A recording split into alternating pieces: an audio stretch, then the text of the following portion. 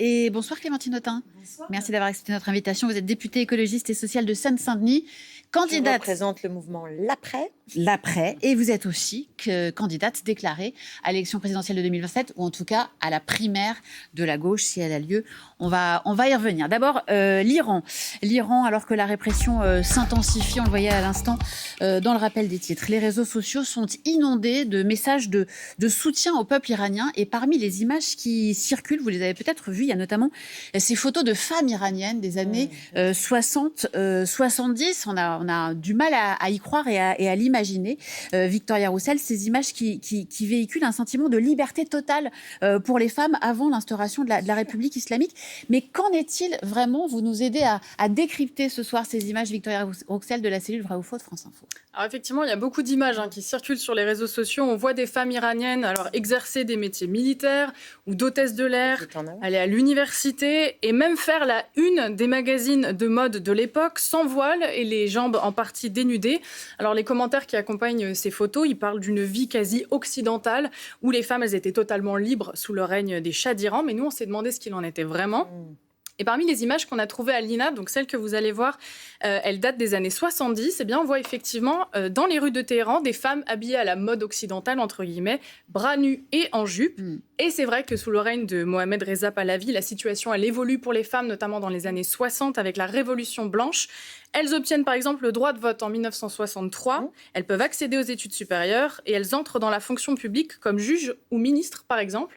Autre nouveauté en 1967, c'est la loi sur la protection de la famille qui relève l'âge minimum des jeunes filles pour le mariage de 13 à 18 ans et qui accorde plus de moyens aux femmes qui souhaitent divorcer. Mais ces images de femmes libres et émancipées, elles ne sont pas forcément complètement représentatives du statut de la femme d'avant la révolution islamique.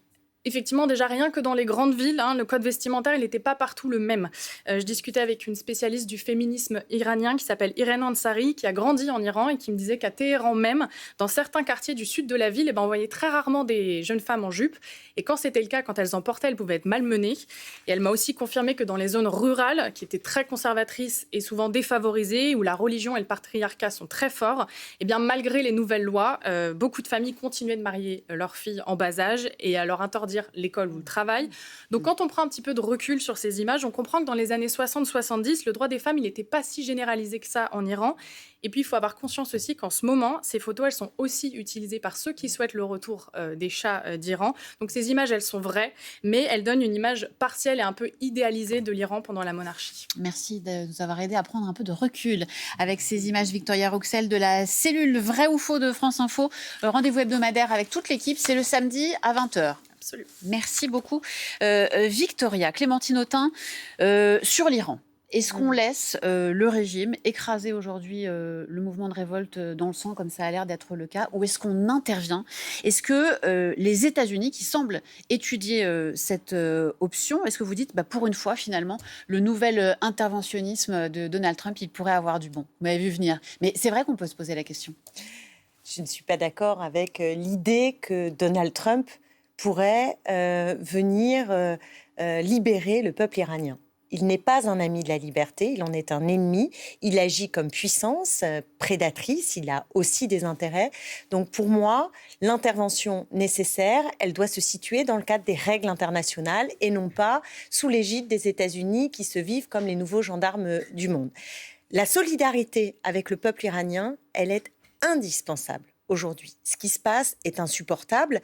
Les chiffres, je pense que je vois diffusés ici sur vos antennes sont sans doute en dessous de la réalité. Les ONG disent 648 personnes décédées, mortes, assassinées par le régime. Et un bilan sans doute beaucoup plus lourd, on le saura malheureusement dans les jours qui viennent. Oui, j'espère qu'on le saura et sans doute tardivement parce que les télécommunications sont rompues. Donc on a un régime qui par ailleurs ne veut pas que la réalité se sache, que les voix dissidentes puissent s'exprimer et que le monde, du coup, puisse voir ce qui se passe et savoir. Donc pour moi, il y a une responsabilité de l'Union européenne, de l'Europe, de la France, de prendre des initiatives. Et la première pourrait être déjà d'aider, en fait, au rétablissement des télécommunications. Ça, c'est indispensable et nous pouvons le faire et ne pas être simplement à répondre, quelque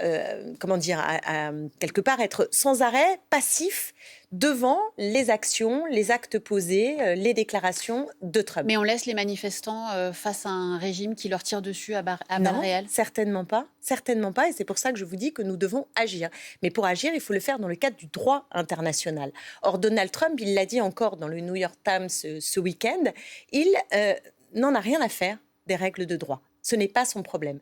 Or, on ne défend pas la démocratie, on ne défend pas la liberté quand on bafoue les règles du droit, de la démocratie et de la liberté. Donc si on veut soutenir, et je le souhaite, et nous le devons, tous ces contestataires, ces révoltés en Iran, et c'est pas nouveau. Vous savez que on le sait qu'en Iran, il y a eu des mobilisations immenses contre le régime et à chaque fois, la répression est inouïe parce que les mollahs, cette république islamique, elle veut garder le pouvoir, elle veut imposer sa domination sur les corps, sur les vies en fait, des Iraniennes en particulier et de l'ensemble des Iraniens. Pour terminer sur Donald Trump, dont on comprend évidemment que vous ne souhaitez pas une intervention américaine militaire, est-ce que pour autant, sa manière de menacer, d'utiliser la force, au-delà, on vous a bien compris, de tout droit international, est-ce que ça, tout de même, aujourd'hui, ne fait pas que ce mouvement de révolte, cette fois-ci, pourrait aboutir en Iran ? Ne fait pas que,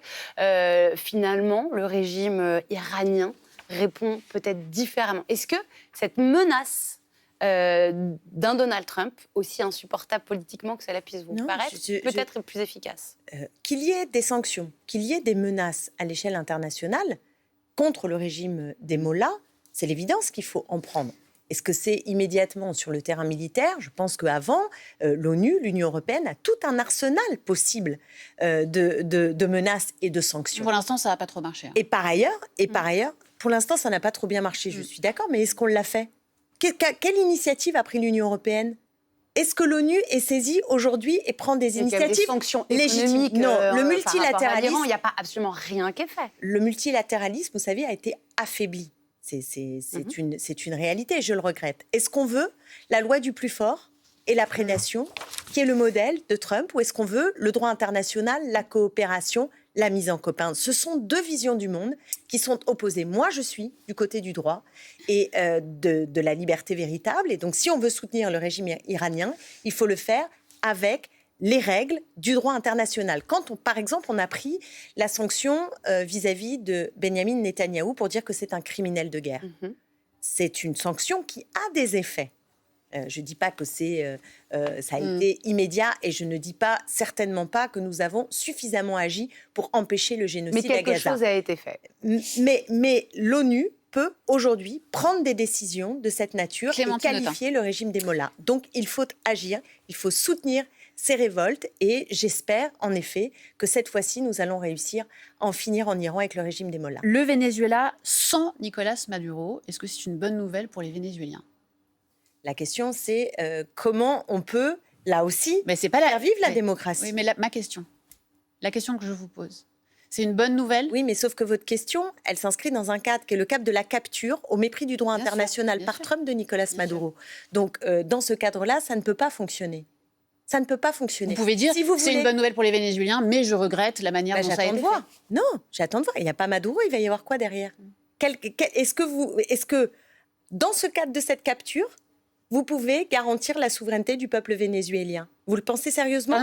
Vous ne croyez pas qu'il y a des intentions prédatrices de la part de Trump et une volonté de Trump de diriger le Venezuela ? Mais les deux et vous pensez que c'est mieux que Maduro ? Non, mais il peut y avoir à la fois une volonté prédatrice, néocolonialiste de Donald Trump et un soulagement, par exemple, pour les opposants à Nicolas Maduro, d'avoir une modification du leadership de leur pays. Parmi les opposants au régime de Nicolas Maduro, vous avez une partie qui veut la liberté et la démocratie véritable, et vous avez une partie qui, en réalité, est alignée sur la proposition politique de Donald Trump.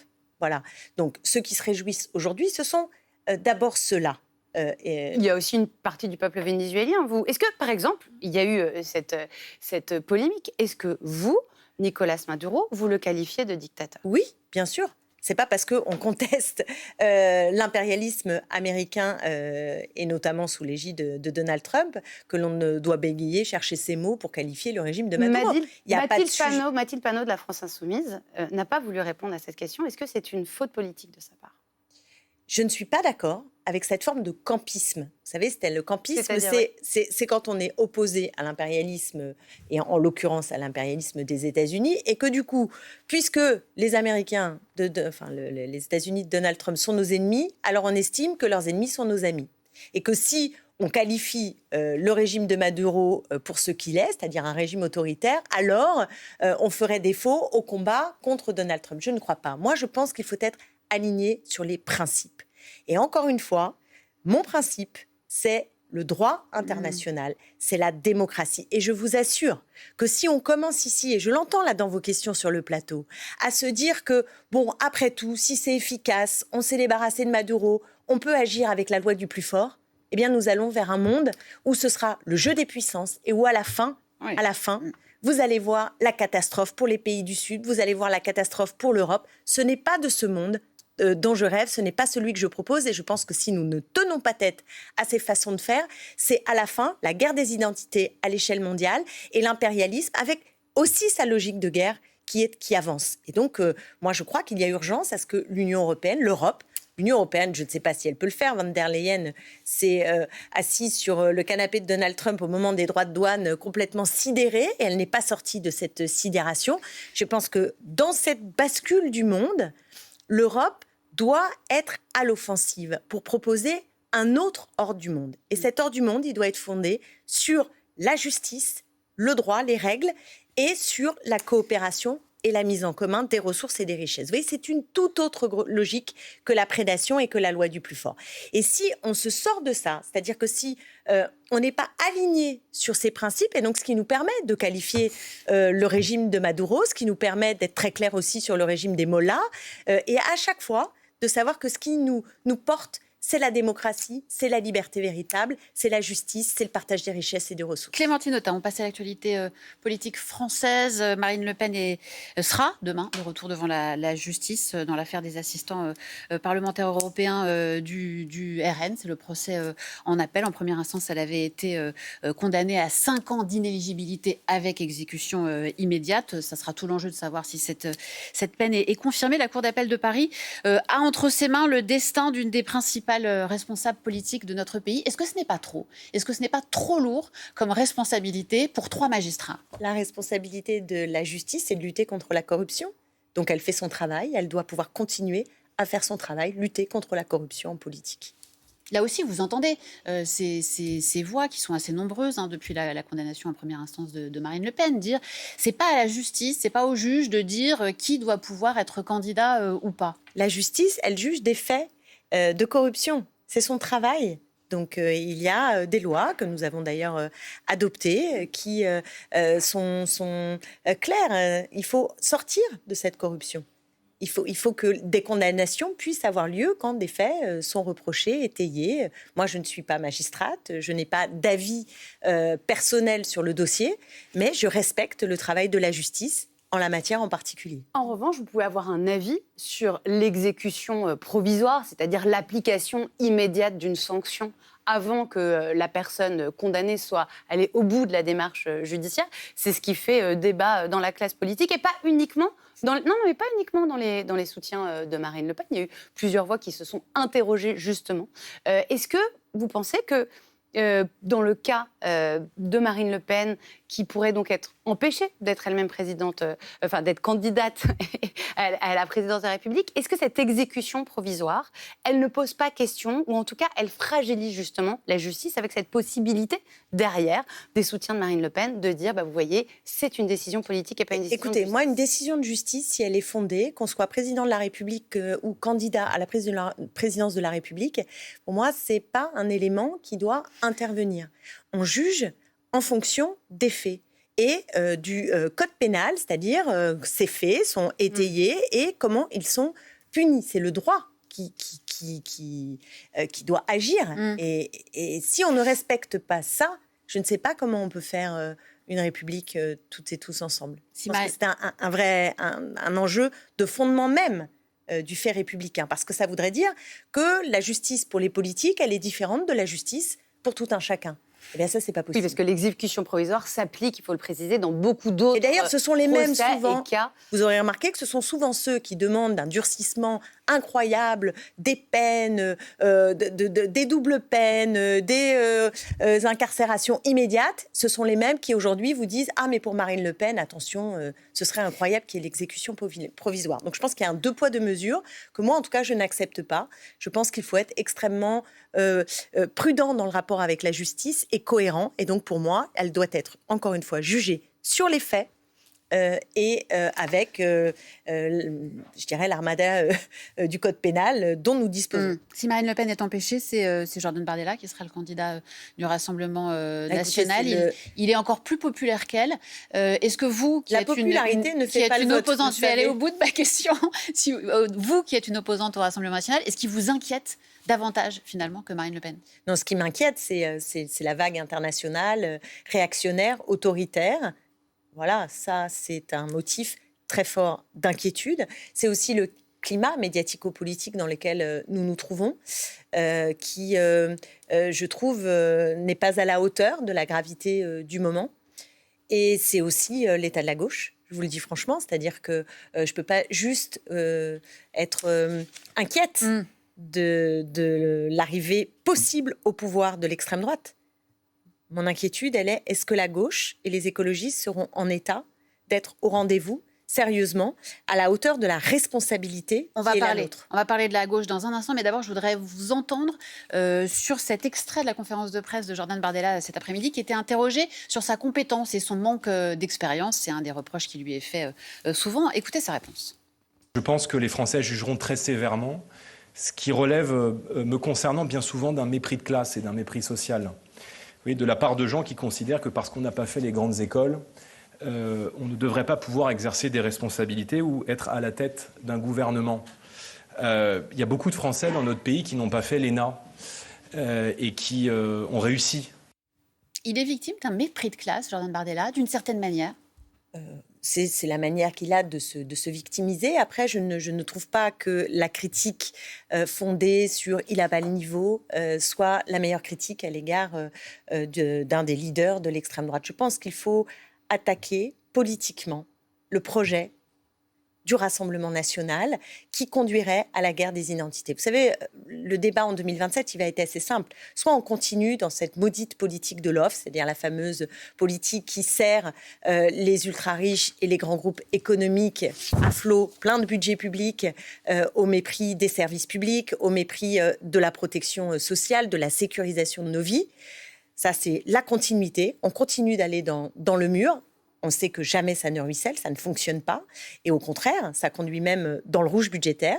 Ou alors, l'extrême droite, avec son projet qui est celui du repli, celui de la guerre des identités, celui aussi qui, au fond, vous raconte qu'il est du côté du peuple, mais qui, dans ses actes concrets, c'est-à-dire dans ses votes, dans ses propositions, est toujours pour garder les privilèges, maintenir les privilèges en place. Ou alors, ça vous fait 1, 2, et la troisième voie, qui est celle de l'émancipation, il faut qu'on l'entende, elle vise à structurer les politiques publiques pour satisfaire nos besoins fondamentaux, pour sécuriser nos vies. J'allais vous dire, Clémentine Autain, je trouve que c'est intéressant que vous trouviez que l'attaque qui est faite contre Jordan Bardella sur son incompétence, sa jeunesse, ne soit pas forcément la meilleure des attaques et que d'ailleurs sa réponse, ce soit celle potentiellement d'un mépris social, parce que la difficulté que vous allez avoir là dans la campagne à venir, est-ce que c'est pas aussi ce rapport de force qui s'est inversé? C'est-à-dire que pour beaucoup d'électeurs des classes populaires, leur Rassemblement national, ils ont le sentiment qu'il est plus proche de leur vie, de ce qui traverse, que la gauche. Est-ce que c'est pas là tout votre enjeu? Et donc, en effet, cette réponse qu'il fait, lui, en mépris social, elle est compliquée à prendre pour vous. Il y a eu un inversement. Alors, il y a un inversement qui est partiel, parce qu'il y a quand même, à gauche, des responsables politiques, des propositions politiques qui sont extrêmement populaires. Oui, mais dans la perception. Donc je ne partage pas l'idée que toutes les catégories populaires ont basculé avec armes et bagages du côté de l'extrême droite. Maintenant, je ne me voile pas la face. Je vois bien que, effectivement, notamment dans le monde ouvrier, il y a une sympathie grandissante à l'égard de l'extrême droite. Donc c'est un défi pour nous, bien sûr que c'est un défi. Et la proximité, c'est pas simplement d'avoir l'air sympathique ou je pense que c'est aussi lié à notre histoire. Quand en France, la gauche, ou en tout cas au nom de la gauche, on a gouverné en n'améliorant pas les conditions de vie des classes populaires, évidemment qu'ensuite, ça crée du désamour. Donc, c'est aussi ce bilan que nous avons attiré de l'expérience, notamment... Clémentine Autain, votre division, potentiellement, vous en parliez là, juste avant le Rassemblement national, que ce soit Marine Le Pen ou Jordan Bardella, ils sont donnés à 35%. Si en plus on rajoute leurs alliés, ils vont vraiment très très haut. Vous, on a l'impression que vous n'êtes nulle part. Vous n'avez ni candidat qui pourrait être un candidat qui vous unifie, ni même une méthode commune pour le désigner. Nous y travaillons, vous le savez. Vous y travaillez depuis des semaines. Et je ne suis pas la seule, une primaire des gauches et des écologistes.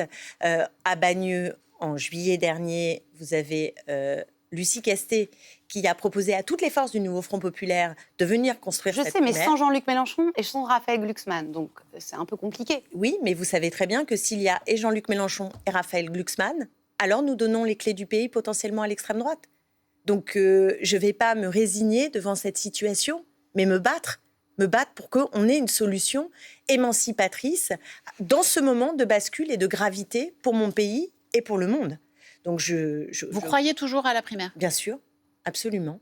Je suis déterminée à ce qu'elle existe et je ne suis pas la seule. Et je ne suis d'autant plus pas la seule que toutes les enquêtes d'opinion montrent qu'environ 80% des électeurs du nouveau Front populaire veulent l'union des gauches et des écologistes en 2027. Oui, mais c'est toujours la même chose, c'est un serpent de mer. À chaque fois, il y a cette volonté d'union et la difficulté d'organiser les primaires. À chaque fois, non, c'est pas les configurations ne sont pas les mêmes à chaque étape, à chaque élection. Là, je crois qu'aujourd'hui, les conditions sont rassemblées pour, sur le fond politique, comme on l'a vu avec le nouveau Front populaire, mais avant aussi avec la NUPES, on a réussi les 2 fois à faire un programme ensemble. On a réussi à présenter des candidatures aux législatives ensemble. Voilà. Eh bien, ça serait quand même assez fort de café qu'on ne soit pas capable de le faire parce que c'est la présidentielle et qu'il y a l'enjeu, en effet, de trouver une ou un candidat. Et de ce point de vue-là, la primaire est la méthode qui peut nous permettre de se mettre d'accord. Une question sur les municipales, Clémentine Autain, à 60 jours du premier tour. Elle s'annonce très ouverte, notamment à Paris, une ville que vous connaissez bien. Aujourd'hui, vous êtes en Seine-Saint-Denis, mais vous avez longtemps été adjointe à la jeunesse. Sur un mandat. À la maire de Paris. Un mandat. Voilà, un mandat. Oui, c'est pas mal quand même. Oui. Emmanuel Grégoire et Rachida Dati sont au coude à coude. Vous allez participer à cette campagne, soutenir Emmanuel Grégoire. Je serai mercredi au meeting d'Emmanuel Grégoire pour soutenir cette liste, dans laquelle d'ailleurs mes camarades de l'après sont présents, parce que je crois au rassemblement à gauche et je ne veux pas que la ville de Paris, mais comme Marseille, comme tant de villes en France, eh bien, il y ait une bascule du côté de la droite dure. Vous allez en parler à Sophia Chikirou, qui a dit qu'elle ne voulait pas de maire socialiste ? Écoutez, c'est qu'est-ce que vous voulez que je vous dise ? C'est affligeant. Je veux dire, on est face à la possibilité que Paris bascule du côté de Rachida Dati. Je pense qu'il faut garder raison et savoir quels sont les ennemis véritables dans cette séquence politique, d'abord. Et deuxièmement, partout, je le dis aussi pour les socialistes, je pense que le rassemblement de toutes les gauches et de tous les écologistes, si ce n'est pas possible au premier, que ce soit vrai au second, c'est une des clés de la victoire. Mais est-ce qu'on entend les mots très durs de Sophia Chikirou, qui n'est pas n'importe qui au sein de la France insoumise ? Ça ne m'a pas échappé. Oui, mais les téléspectateurs n'ont pas forcément toujours toutes les clés de compréhension. Donc on ne parle pas juste d'une candidate comme ça, lambda à Paris. Quand on entend la violence et la virulence de ces mots, est-ce que c'est encore possible de s'allier avec la France insoumise ? On parle de Paris, mais il y a des stratégies dans plein d'autres villes pour les municipales, dans la banlieue lyonnaise, qui sont des villes comme Vaux-en-Velin, qui ne sont pas détenues par la France insoumise. La France insoumise veut y aller. Donc vous dites, ce ne sont pas nos adversaires, ce n'est pas leur stratégie. Ils se comportent par rapport à une partie de la gauche comme si vous étiez leurs adversaires. Oui, mais c'est un problème. Je pense qu'à gauche, il ne faut pas se considérer comme des adversaires. Et en particulier, j'insiste, dans le moment assez tragique de bouleversement qui est le nôtre. Quand on a cette vague internationale, ultra autoritaire, ultra libertarienne, comme on dit, et réactionnaire, notre responsabilité, c'est de nous unir à gauche et de le faire dans un état d'esprit de responsabilité et de construction, pas de tout détruire, de tout atomiser. Qu'est-ce que c'est à la fin ? Être le plus grand du cimetière, être devant le reste alors que ce sera un carnage ? Eh bien moi, je ne veux pas de ce carnage et c'est pourquoi j'appelle les gauches et les écologistes à se rassembler, à faire preuve d'esprit de responsabilité dans ce moment grave que nous traversons. Clémentine Autain, vous voterez mercredi la motion de censure de LFI contre le Mercosur ? Je voterai la motion de censure. Nous allons avoir une discussion de groupe demain. Je l'ai toujours votée. Je pense que ce gouvernement n'est pas légitime parce qu'il a été battu aux élections législatives sèchement, parce que les idées mises en œuvre, et je parlais tout à l'heure de la politique de l'offre, eh bien cette politique, elle est rejetée par la majorité des Français. Je la voterai aussi parce que j'estime qu'Emmanuel Macron et le camp présidentiel nous ont humiliés, affaiblis dans la séquence internationale. Vraiment. Donc je suis très en colère de l'attitude de la France comme de l'Union européenne dans ce moment face à Trump, face aux impérialismes. Et donc c'est un motif pour moi de sanction. Et sur le Mercosur, si je me félicite que, in fine, la France ait voté contre, la bataille n'a pas été menée. Elle n'a pas été menée. Et donc là aussi, sur la scène européenne, on s'est affaibli. Et c'est une raison pour faire tomber le gouvernement ? Ça fait beaucoup de raisons d'être en colère contre ce gouvernement, oui. Et le budget, on en a parlé tout à l'heure, est un motif supplémentaire. C'est un budget qui ne tire pas les leçons des échecs passés. Merci beaucoup Clémentine Autain d'avoir été notre invitée ce soir. Merci Camille. À très vite. Bonne soirée sur France Info. La météo et les informés tout de suite.